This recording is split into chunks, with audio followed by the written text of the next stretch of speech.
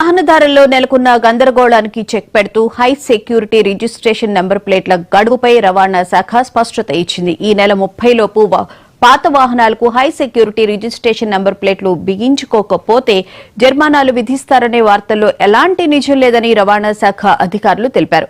Supreme court ఆదేశాల మేరకు high security registration number ప్లేట్ల అమలు అంశం ప్రభుత్వ పరిశీలనలో ఉందని, నిర్ణీత గడువుపై ఇప్పటి వరకు అధికారిక ఉత్తర్వులు రాలేదని అధికారులు స్పష్టం చేశారు.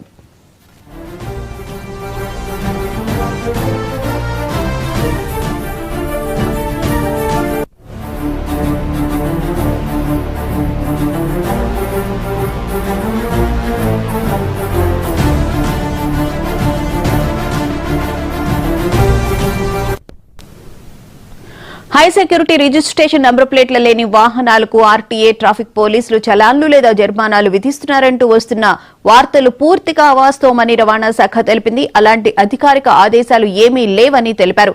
ఈ ప్రకటనతో ఏప్రిల్ 1, 2019 కంటే ముందు రిజిస్టర్ అయిన పాత వాహనదారులు, ముఖ్యంగా ద్విచక్ర వాహనదారులు ఆందోళన చెందాల్సిన అవసరం లేదని, అయితే హై సెక్యూరిటీ రిజిస్ట్రేషన్ నంబర్ ప్లేట్ల విధానం వాహనాల భద్రత, దొంగతనాలను అరికట్టడానికి ఉద్దేశించినందున భవిష్యత్తులో ఇది తప్పనిసరి అయ్యే అవకాశం ఉందని అధికారులు పేర్కొంటున్నారు.